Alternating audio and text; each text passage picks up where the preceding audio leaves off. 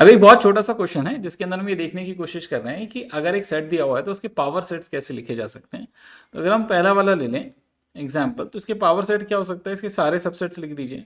तो पहला तो ये नल हो गया, फिर हमारे पास ए एलिमेंट आ गया, फिर बी एलिमेंट वाला सेट हो गया, फिर ए बी वाला सेट हो गया, है ना। तो अगर हम सारे के सारे सबसेट्स लिख के उनका एक सेट बना दें तो will get power set of A, है ना। अब यहाँ पे एक बहुत ही इंटरेस्टिंग क्वेश्चन दिया हुआ है डी पार्ट के अंदर, है ना। Let us try and understand and solve this question in the D part. अब इस क्वेश्चन को अगर आप ध्यान से देखेंगे तो इसके अंदर क्या दिया हुआ है, देखिए एक सेट के अंदर ये एक एलिमेंट है और दूसरा एलिमेंट सेट है। तो ऐसा भी हो सकता है, एक सेट के अंदर एक एलिमेंट हो सकता है और दूसरा एलिमेंट सेट भी हो सकता है।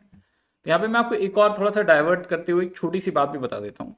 तो देखिए क्योंकि इसके अंदर फाइव एग्जिस्ट करता है तो हम ऐसा भी लिख सकते हैं five is a subset of D, और ये दूसरा एलिमेंट भी एग्जिस्ट करता है तो हम ऐसा लिख सकते हैं this is also an element of D. तो जो भी सेट के अंदर है उसके लिए हम बिलोंग्स टू सिंबल का यूज कर सकते हैं, ठीक है।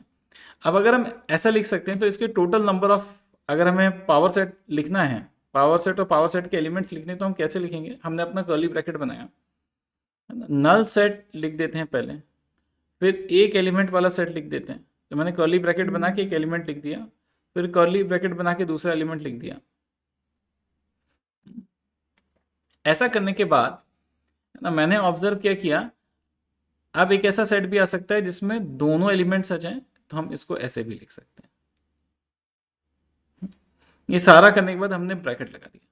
अब एक चीज जो आपको थोड़ी वियर्ड लग रही होगी कि हम यहाँ पे ये कर्ली ब्रैकेट दो बार क्यों लगा रहे हैं, है ना। तो देखिए लॉजिक क्या कहता है कि जब भी आपको किसी भी चीज का सेट बनाना होगा तो एलिमेंट लिख दीजिए और ब्रैकेट लगा दीजिए।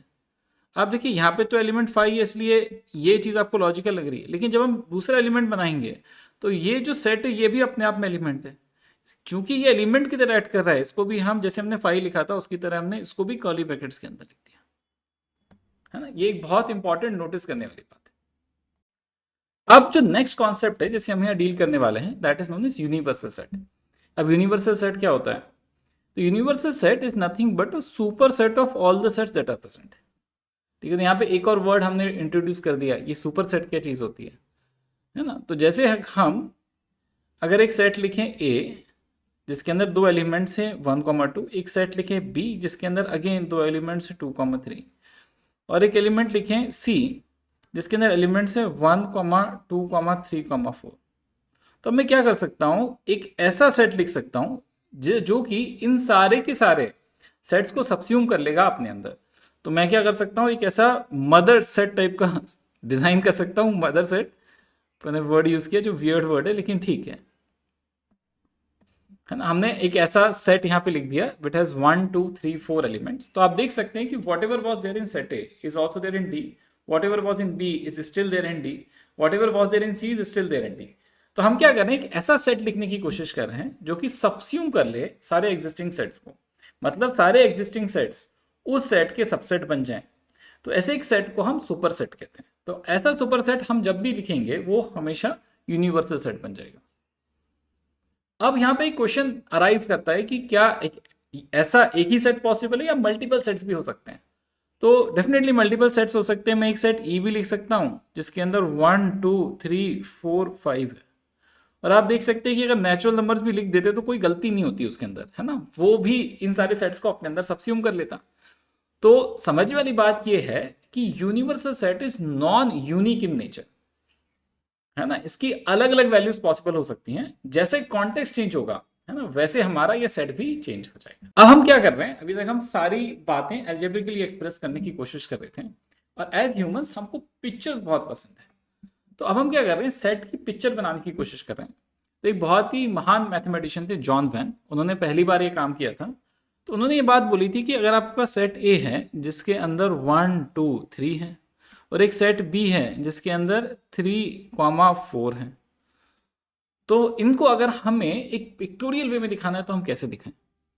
तो हमने क्या किया, एक ऐसा रेक्टेंगल बनाया, रेक्टेंगल की बना के यू लिख दिया। तो हमने बोला कि एक यूनिवर्सल सेट डिफाइन करते हैं जिसके अंदर सारे सेट आएंगे, और ऑब्वियसली आएंगे क्योंकि एक सुपर सेट है जिसके अंदर सारे सेट्स आने चाहिए।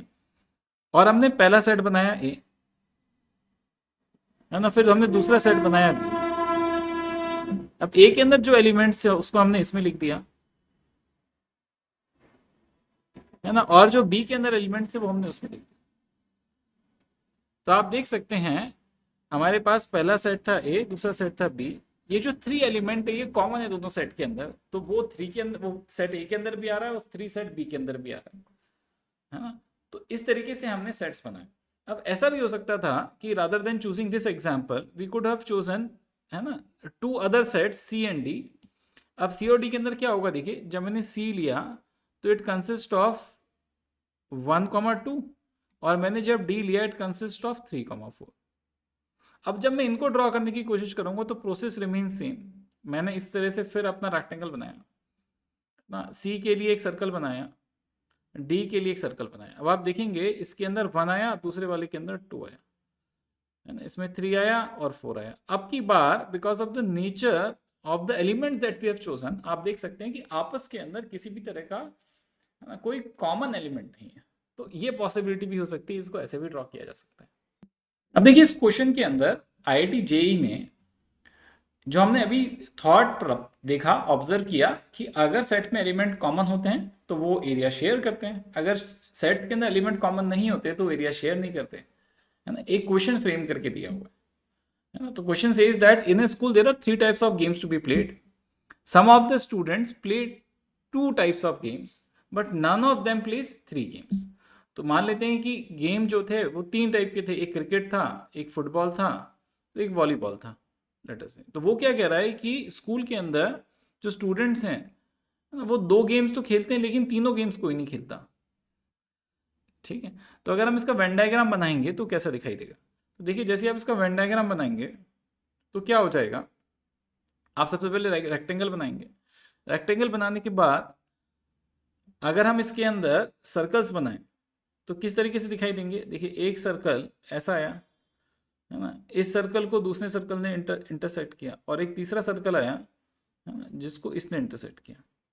लेकिन ऐसा कुछ एरिया नहीं हो सकता जो दोनों के अंदर कॉमन हो, है ना। Some of the students played 2 games but none of them play all the 3 games, है ना। तो ऐसा कुछ हुआ, मतलब बीच में कोई कॉमन एरिया नहीं हो सकता। अब इन्होंने क्या किया है, बोला है कि देखो which of the following statements might be true. अगर हम देखिए पी स्टेटमेंट की बात करें तो इसका ये वाला जो एरिया है ये पहले सेट के अंदर भी है, दूसरे सेट में भी है, तीसरे सेट में भी है।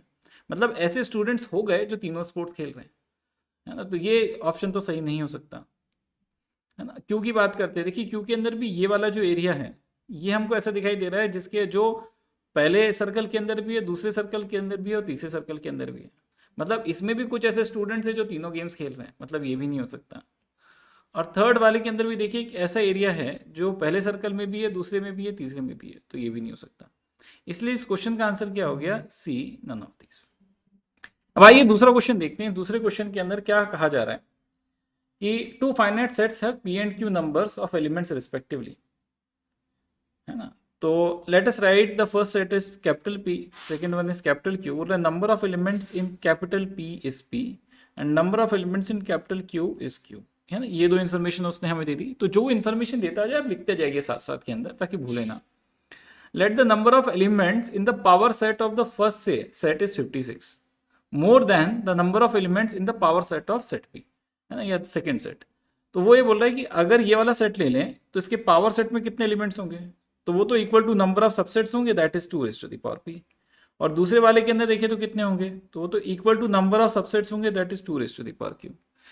अब वो ये नेक्स्ट कंडीशन दे रहा है कि अगर मैं इन एलिमेंट्स का डिफरेंस लूं तो that comes out to be 56। ये हमें दिया हुआ है।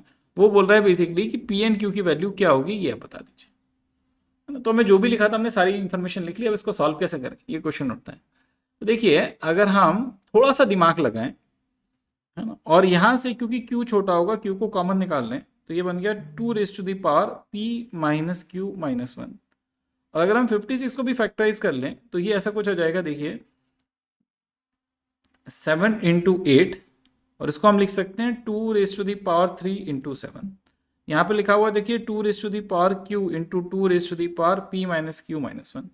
देखिए यहाँ पर ये इवन क्वांटिटी है और ये ऑड क्वांटिटी है। अगर हम राइट हैंड साइड पे देखें तो ये इवन क्वांटिटी हो गई, ये ऑड क्वांटिटी हो गई। तो हमने इवन को इवन से इक्वेट कर दिया, ऑड को ऑड से इक्वेट कर दिया। तो हमें क्या मिला, हमें मिला 2 raise to the power q is equal to 2 raise to the power 3 और 2 raise to the power p minus q minus 1 is equal to 7। अब अगर हम पहले को कंपेयर करें उनकी पावर्स को तो the value of q comes out to be equal to 3, देखें है ना। और वहीं अगर हम दूसरे वाले को ले लें तो हमारे पास क्या आ गया, 2 raise to the power p minus q will be equal to 8। 8 को भी हम 2 रेज टू द पावर 3 लिख सकते हैं। तो अगेन जैसे आप इसको देखेंगे तो यहाँ से अगेन p माइनस क्यू की वैल्यू भी 3 आ गई।